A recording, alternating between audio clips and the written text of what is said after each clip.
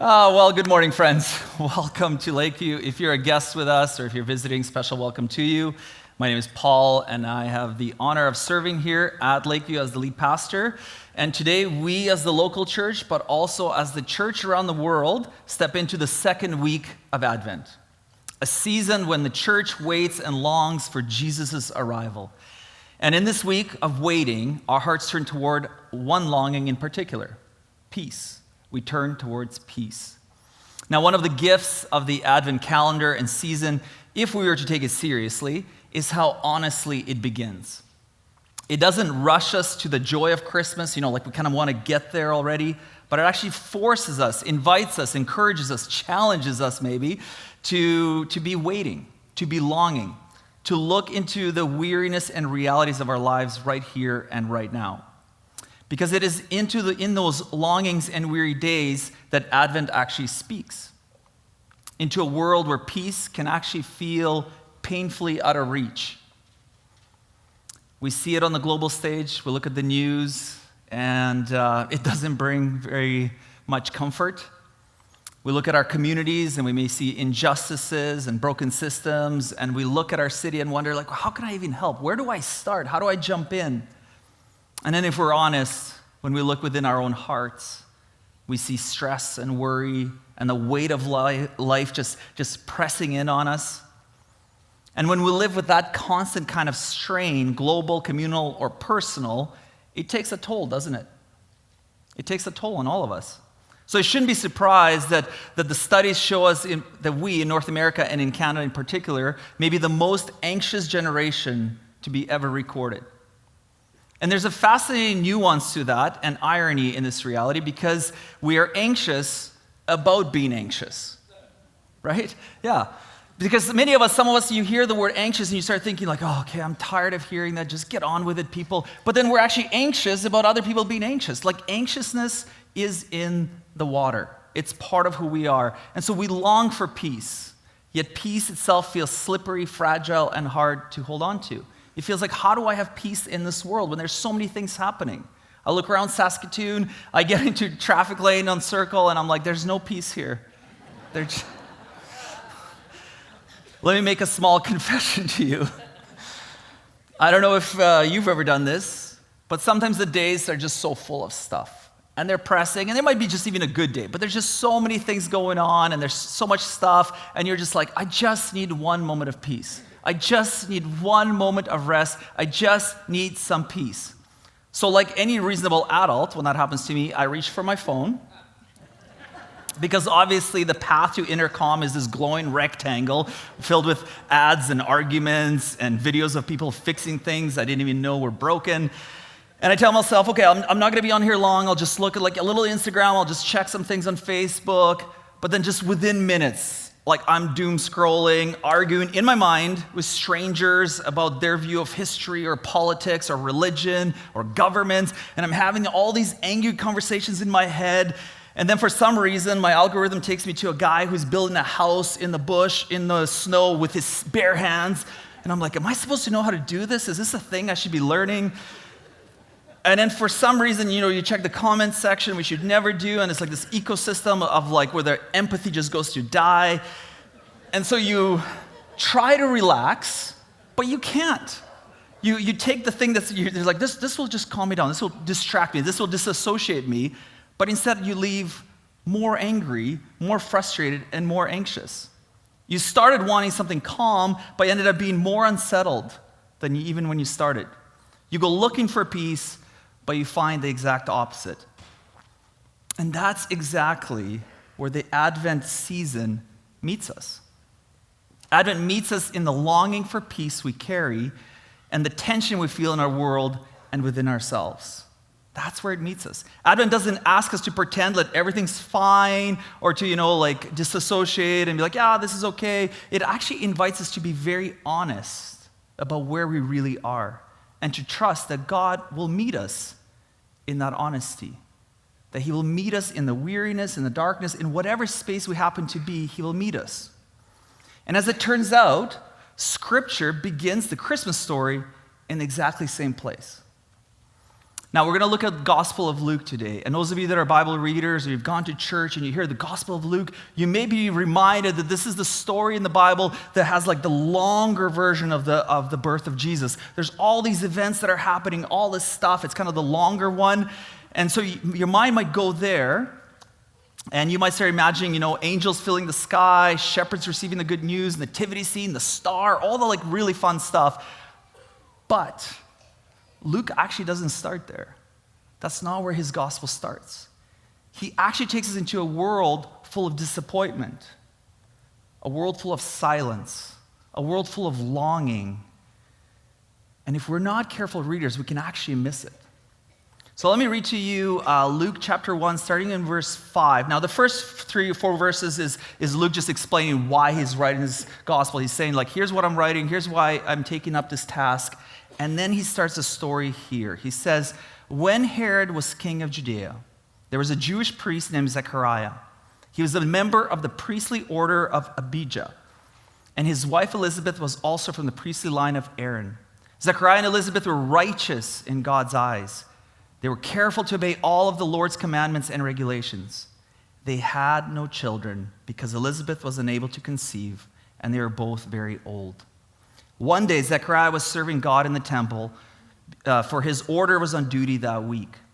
As was the custom of the priest, he was chosen by law to enter the sanctuary of the Lord and burn incense. While the incense was being burned, a great crowd stood outside praying. Now, if we just pause here, right away, Luke starts the story right in the middle of everyday life, doesn't he? How many of us who have heard or read this story kind of rush through it? We're like, yeah, okay, cool, Zechariah, Elizabeth, this is great, temple, there's going to be stuff happening. Let's get to Jesus, right? That's often something, or this has been my posture, if I'm honest. But Luke actually forces us to wait and to see and to pay attention, to see the real moment where we meet a barren couple, faithful, righteous, and yet carrying years of unspoken ache. And we are introduced to a very specific place, the Jerusalem temple. Now, in Israel's imagination, the temple wasn't just a religious building. It was where God's presence was believed to dwell among his people.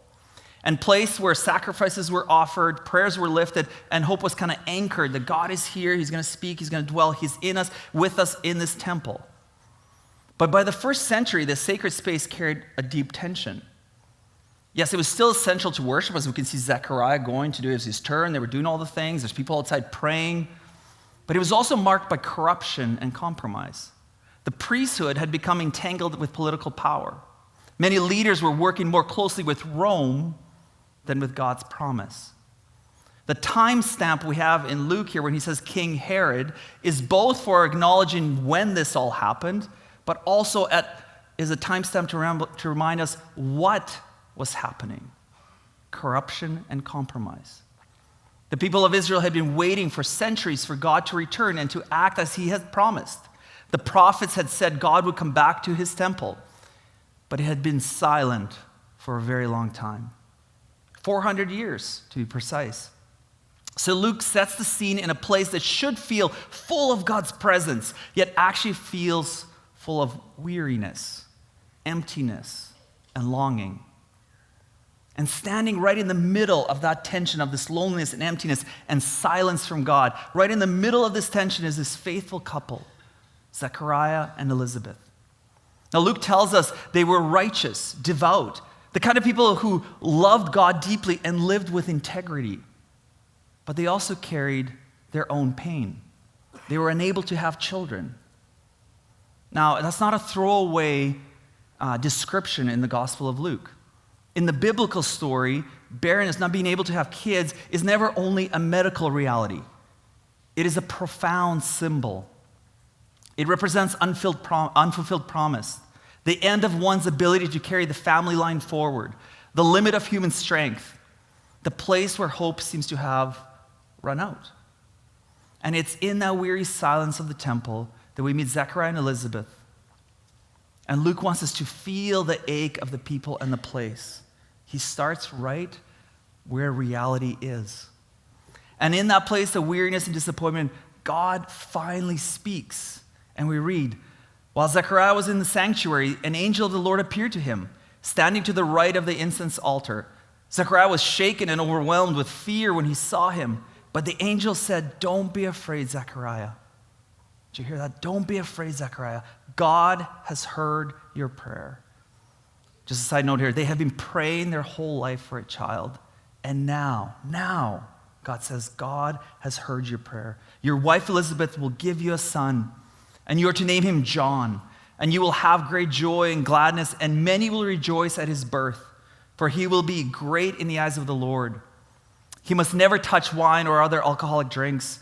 He'll be filled with the Holy Spirit even before his birth, and he will turn many Israelites to the Lord their God. He'll be a man with the spirit and power of Elijah. He will prepare the people for the coming of the Lord. He will turn the hearts of the fathers to their children, and he will cause those who are rebellious to accept the wisdom of the godly. Now, there's a lot to take in that passage, isn't there? In the moment of weariness and pain and waiting and longing, years and years and years of unanswered prayers hanging in the air, both in the temple and in this couple, out of nowhere, for the first time in 400 years, God speaks. Israel experienced 4 centuries without a prophet, without a voice, without a fresh word. And now God speaks. 4 centuries of longing, praying, wondering if God would ever move. And then God speaks. In the temple, right in the heart of Israel's worship, the place where they believed God should be speaking, where he's supposed to dwell. And this is really significant here because Luke wants us to see that God has been there all along, actually. Even in the silence, that he's at work in their story, even when he seemed to have been absent, or that God might have seemed uninterested, that God has been there and he has heard their prayers over and over. He knows their longing and he has a plan.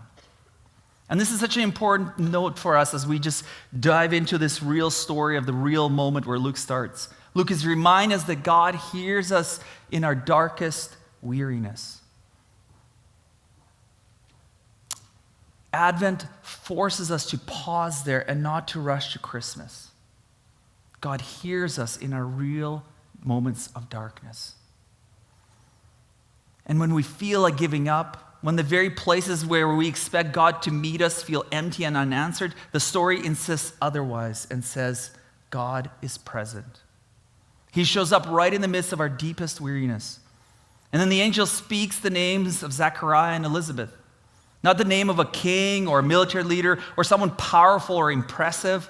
You know, the kind of person we assume God would choose to speak to. No. He knows the quiet, elderly, faithful, obedient couple by name. He knows their story, and their story matters. The angel announces that Zechariah and Elizabeth will have a son, John. And he won't be just anyone. Luke tells us he will come in the spirit and power of Elijah. Now, we can kind of, if you're a Bible reader, you're like, cool, Elijah, and you kind of move on. But this is the language straight out of Malachi chapter 3 and 4, the very last prophetic words of Israel, heard before the long silence. Zechariah is hearing the words that were last heard 400 years ago in Malachi.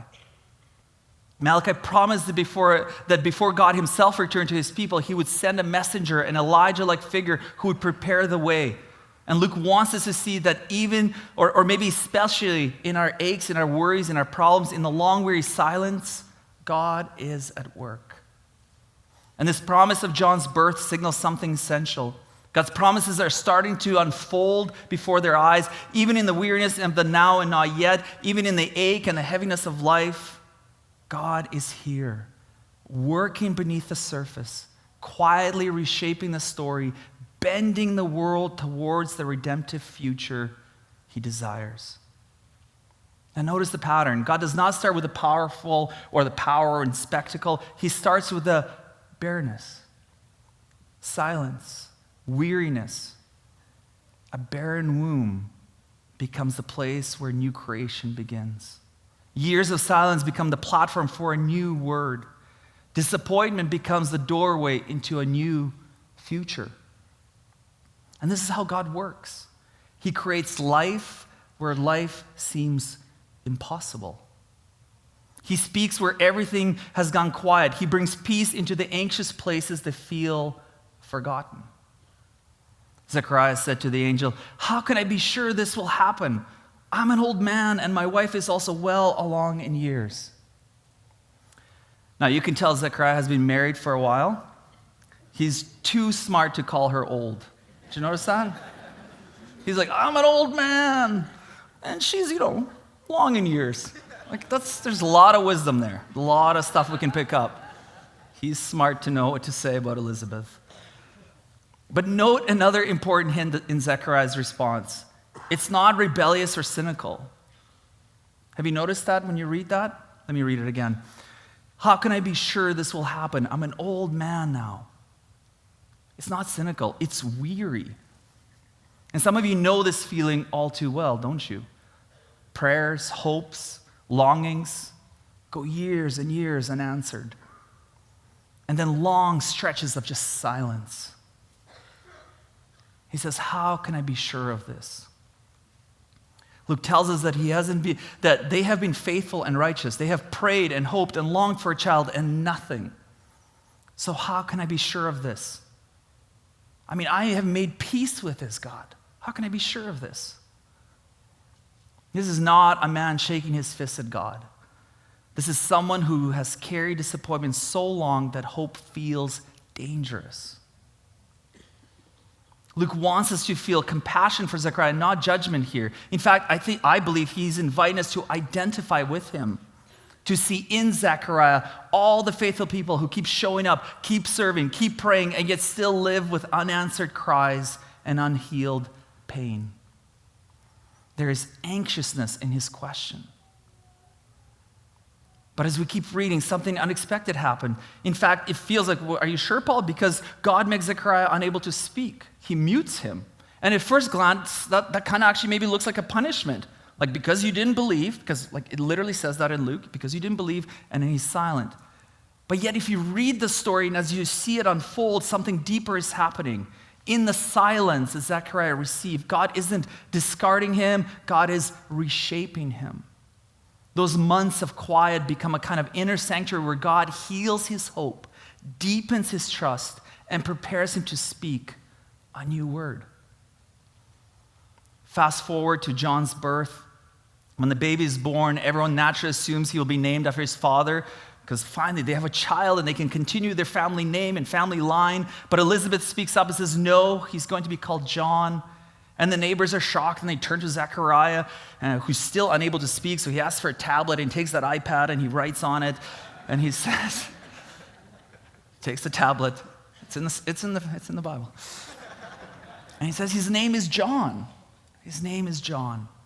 Now, John is shortened for Jehonanan, which means Yahweh is gracious, or in our language, God is gracious. It's the name God himself has chosen for this child. It's a name that tells the truth about what's happening in the middle of the weary life and all those years of silence and all those years of unanswered prayers and in the middle of all the barrenness, in the middle of the disappointment, God is gracious. The moment Zechariah agrees with that grace, the moment he writes, his name is John, his mouth is opened. And his words, and his first words after all that silence are not complaint, but praise. He holds his son and he sings. I'm just going to read the last few verses of his song. And he says, "And you, my little son, will be called the prophet of the Most High, because you will prepare the way for the Lord. You will tell his people how to find salvation through forgiveness of their sins. Because of God's tender mercy, the morning light from heaven is about to break upon us, to give light to those who sit in the darkness and in the shadow of death, and to guide us to the path of peace."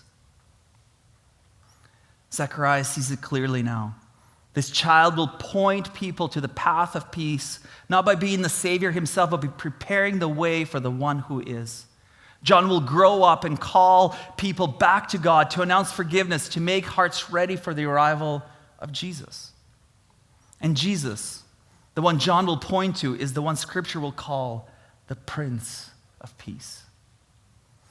the one in whom God's tender mercy takes flesh, the one who is himself the morning light from heaven, breaking into our darkness, guiding our feet into the way of peace. But notice where it all began, with a couple living faithfully in the world full of ache and pain and delay, with so many unanswered prayers, with long, heavy silence, amidst the weariness of life. God brought peace. He doesn't start in the obvious places of strength and power. He starts in the places that feel helpless, overlooked, even beyond repair, and says, your pain is exactly where I begin. This is the heart of Advent peace. None of our longing or waiting is wasted. Every ache, every question, every hunger for peace the world cannot give matters deeply to God. Now, the world is not yet peaceful, right? Wars rage, families fracture, anxiety runs high, our own hearts feel divided and torn and pressed. And yet God of peace, steps into that very reality. He meets us not after everything is fixed, but right in the middle of what is not yet whole. He meets us in our pain and does what we could never do on our own. He takes all of our brokenness into himself so that we might receive peace beyond understanding. How does he do that? By helping us know and see that he hears us, sees us, that he knows our names and he knows our story. The story of Elizabeth and Zechariah in the temple that didn't hear a word from God for centuries. We hear that God hears our cries. He knows our name and he knows our story. But he doesn't stay there. He knows all of that, and then he becomes one of us, entering our joys and hopes, yes, but also our disappointments, betrayals, accusations, the full weight of weariness that the world can place on the human life. He enters all of that. And then ultimately chooses death. And then he's resurrected. Jesus becomes the place where heaven and earth meet. The final offering is no longer about restoring a temple built of stone or breaking silence that lasted generations, but about opening a way for God's presence to dwell in us. Because of Jesus, we become the place where God chooses to live. The silent temple, the weary lives become filled with God. We receive his presence, and by doing so, we receive his peace. In the middle of a world filled with anxiety, we receive his peace. This is what Advent longs for and points us toward, peace that meets us right in all the weariness and not apart from it. And in fact, this is exactly what we remember at the communion table. The peace Christ makes available in the weary world because he heard us, he knew our names, he knew our story, and then he stepped into it.